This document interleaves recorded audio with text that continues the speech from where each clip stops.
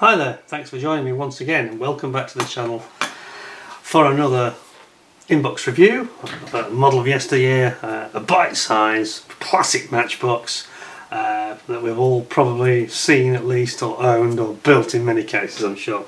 And today, as you saw, it's the Me.Bf110, an aircraft of course that was brought in toward the latter part of the Germans' involvement in the Spanish Civil War. It had action there, and then it had significant action, of course, in the Battle of Britain. With mixed success, it has to be said. This aircraft was, when you look at it, it's very reminiscent, isn't it, of a two-engined 109 Bf109E. And I'm not sure how well that really worked out for them. I think that they may have found that the big wingspan made it a little bit less manoeuvrable than it needed to be, certainly against Spitfires, and even Hurricanes were shooting to pieces quite with relative ease. So not that manoeuvrable, a bit on the heavy side and a bit draggy and not that fast, etc. So it didn't really have a great strength in any given area. It was just a slightly faster than a 109E, but not as manoeuvrable, limited ability in terms of its payload for bombs. Quite a limited aircraft really, and of course they really weren't used on the Western Front so much. After the Battle of Britain, they were pretty much withdrawn, a bit like the Stuka. And they were sent to the Eastern Front where the opposition was not as strong, so it made a lot more sense. But then toward the middle end of the war, they just faded away and were not really used anymore. They were better aircraft, and several sort of they brought out the 410, ironically, which was just as bad if not worse in many respects, and despite being armed to the teeth with cannons all over it, but again it was heavy and draggy. But we've talked about that one already. So think Battle of Britain and think the Eastern Front for this aircraft. Let's have a closer look and we'll get digging in now. This has just arrived. I haven't bought any of the kits you've seen me reviewing recently. They're not recent purchases, but this one is. This has just arrived. I've been looking for one. I have got one, but one of the very late versions in a shrink wrap box, so I can't really show you that. But this one has just arrived. It's an original, and it's really a minter. So the owners, in fact, was a collector.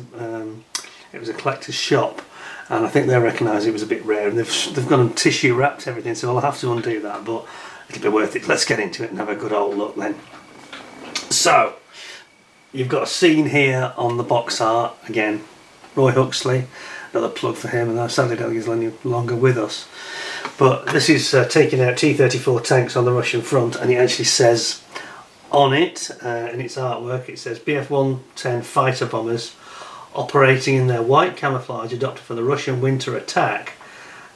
Attack Soviet tanks and infantry, a role in which these aircraft were extensively used on the Eastern Front. So as a ground support plane, it was actually very effective. Air-to-air in the Battle of Britain, as an escort fighter bomber, it was pretty hopeless, of course. And as we know, the Spitfires and the Hurricanes shot them to bits. Anyway, this is PK-115, and as you can see, it really is a nice box. This one is, I say it's 99% mint. This one. On the top, as usual, we've got them showing the effect of what the model will look like if you don't actually paint it. Just put the decals on. No painting is necessary, and I'm sure lots of viewers will recognise that from their earlier days. On the other side, where Matchbox are plying their trade again and offering you other products in the orange range. So we've got the BAC Lightning, we've got the Mosquito and the Fairy Swordfish. And then on the rear, just zoom you out a bit of this one. So it is a 1976. Unfortunately, somebody's written a number on here, a catalogue number, I think. Again, a bit of a shame because that does take off. I said 99% mint, maybe 95 with that. Shame about that, but anyway, it says underneath 1976. So this is an original issue for this kit. There was no prior versions to this. You've got the window and you've got the colour call out. So let's have a little look at those in a bit more detail. And we've got the Staffel 11. The West Pen Russian front in the winter of 41-42 with its white camo and it's got, this is one that's got this like a hornet on the nose, which is very memorable artwork, of course. And then underneath you've got a typical Battle of Britain 110, and this one says it's the Staffel Group ZG76 at Haffish at Le Mans, France, September 1940. So that is very much a Battle of Britain station, and that's as these would have appeared over the Channel and over southern England in the Battle of Britain. So, without further ado, we will get started. Now, please bear with me on this one, because I am going to have a little bit more time required just to unwrap it inside, because they've got this beautiful, it's almost a shame to unwrap it, I'm going to, for the benefit of the viewers. Sorry, there's the horn that we spoke of, that rather nice nose art. It's very evocative and memorable, isn't it? Anywho, let's get into the actual unboxing. So, very gently take this out, and it's been beautifully done because they've actually wrapped various parts separately. There we go. The decals are even separate. That's fantastic. Now, put that over there. And yes, this will take a little time because, as I say, we are certainly into the serious collector's cabinet here. Very gentle. Start with the decals, I think. And I think we've got stand, and we've got canopy, all to come. So, decals. Tissue wrapped. Look at that. Oh yes, yes, yes, yes. Just make the box. Here you go. Now then, let's remove the cover tissue. Yeah, they look like they're still fairly intact. It's the old thing, typical aging process that you get on these Matchbox decals, where the actual decal itself is fine, but in 99% of cases, but it's the backing paper that starts to go a bit yellow and a bit nasty. But that's still really good, very good for a 76 vintage original. You've got your swastikas, you've got German crosses, you've got your hornet thing. I'm not sure exactly what it's supposed to be, a hornet or a wasp, but something of that ilk. A nasty bitey creature. And then we've got for the Battle of Britain one, we've got the shark's mouth. Very aggressive. Looks nice though, nice decals. Then we've got our little stand. In fact, I tell you what, we won't unwrap the stand because we all know what it looks like, and because just to prevent scratching, we'll keep that as it is, I think. You can tell it's all there. But we will unwrap the canopy. And I'll probably put it back in here afterwards for its own protection, I think. So what have we got? Come on, coax it out. Come on, you can do it for me.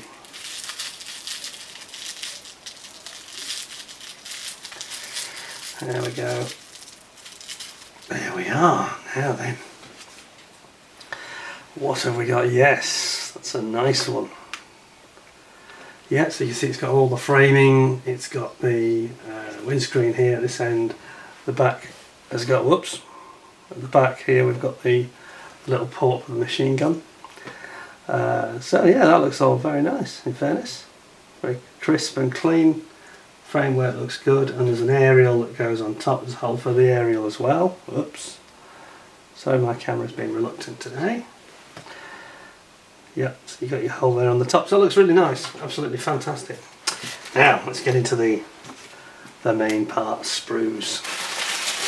Bit of unwrapping to do here, obviously. Let's have a look at. I think it's quite easy just to cut this with a knife, in fact.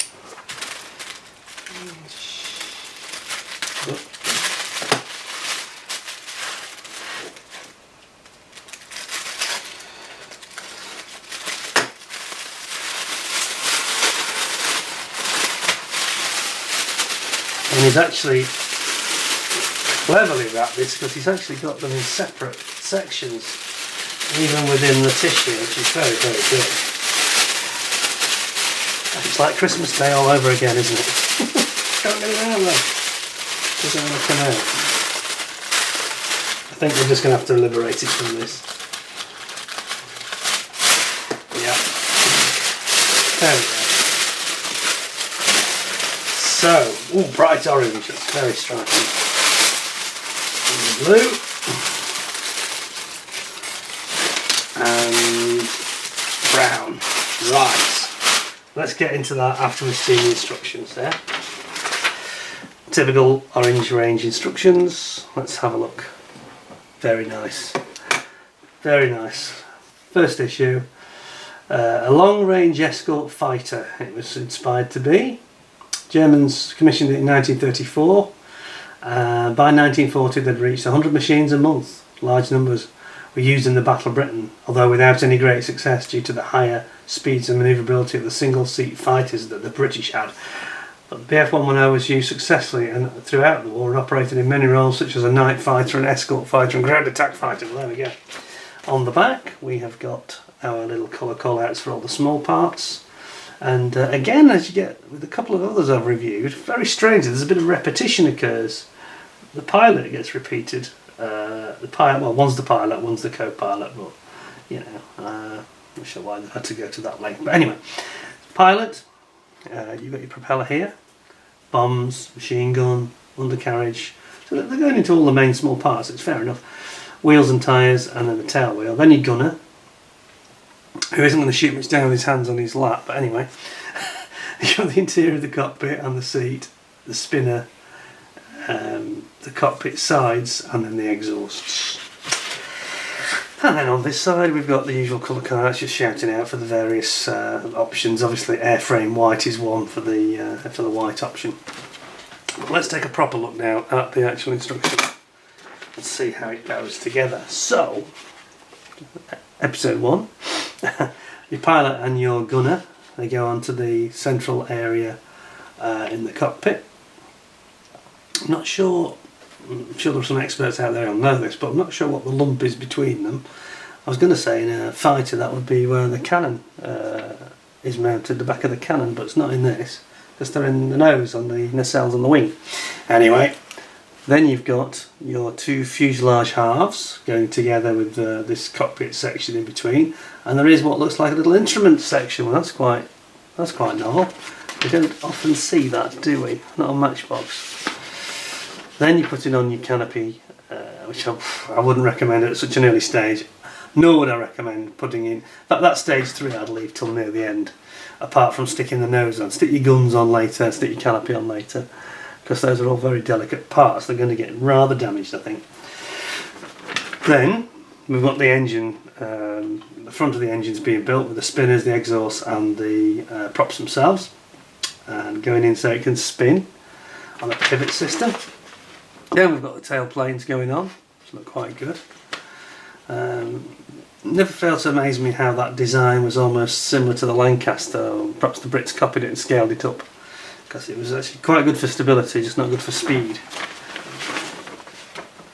Then we're bringing all the main parts together, so wings coming on, lower and upper wing glued together, the engines that we've just built are glued onto the nacelles, and then you move on to your main gear, and then your bombs, and then you've got drop tanks as an option. In fact, sorry, the bombs go on the central rack, so the drop tanks are in fact something for the wing. And you've got what looks like an experimental weapon. It says experimental single RZ-65, a rocket tube that goes under the rear fuselage. So I don't know if that's just designed to be anti-tank weapon. It's a bit of a strange one, pointing sideways, that's very odd. However, then you've got all your parts going on, your pitot heads, etc., your balancer weights on the ailerons, undercarriages going in. You've got the, what are they? Intakes? Yeah, the intakes, radiators for the engines underneath the wings there, part number 39. And your bombs go on the little rack in the centre. And then it all goes in, plus there's an aerial to go underneath at the end. And then you're done. So, looks very nice, doesn't it? It's a nice mint example, this. Let's have a look at the actual parts on the sprues. Where to begin? Let's begin with the bright orange one. This is wild. Here it is. Gosh, it's a very loud colour. So we've got your canopy, cockpit interior I should say, with seats that go there and there. Then you've got your drop tanks, you've got your nose with your cannons on here. Let me bring you in for this so you can see a bit better. How's that? Too close? Yeah, how's that? So yeah, you got your nose here for your cannons. The cannons themselves are here. There's the machine gun for the gunner. Here's the instruments. Look, wow, this is a breakthrough for Matchbox. Instruments. I think that's worthy of a special zoom just to look at that. And then you've got your two men down here, pilot and gunner. Although they look, gotta say, they look identical to me. They don't look any different. I think that's down to you to paint them different. Then we've got the two seats, and obviously there's this propeller and the other one here. And then on the other side you've got all the small parts. So you've got your Bf110E style prop, which I think has cannon firing through it. I'm pretty sure it does. So cannon firing on the props and on the nose of this aircraft. Plenty of weapons. It's probably what weighed it down, to be honest. Too many. Too many weapons, too little speed. And then you've got your various aerials, top and bottom, undercarriage. This is this rather interesting, like a cradle for the experimental rocket launcher underneath the tail. Pretty sure that was only used on the Eastern Front. They wouldn't use that in the battle, but it would have been useless to them. And then you've got your counterweights here for the balancer weights for the ailerons. Looks like there's even, looks like a control stick here. That's really nice, Sprue. The plastic quality is absolutely superb, as we've come to expect. No flash at all. Absolute peach, that is beautiful. Then we have the brown, chocolatey brown Sprue, or I think I've called it dog dirt brown in my previous videos, because it is that sort of colour. Perhaps this is not quite as bad, it's not quite as orange. Anyway, let's move on. So, we've got tops of the wings here. Now we've got raised panel line detail here, which I'm not too sure about that. Yeah, it's pretty much all raised, which is a bit disappointing. And you've got recessed panel lines for the big ones. So I'm not sure how accurate that is, to be honest. So it's recessed at the back, apart from, well, it is a bit raised there, but the very back is all recessed. Recessed on the tail sides, tail planes. Then you've got your front of your engine cowlings here. And then you've got the very long, slender fuselage, of course, which is typical of the 110.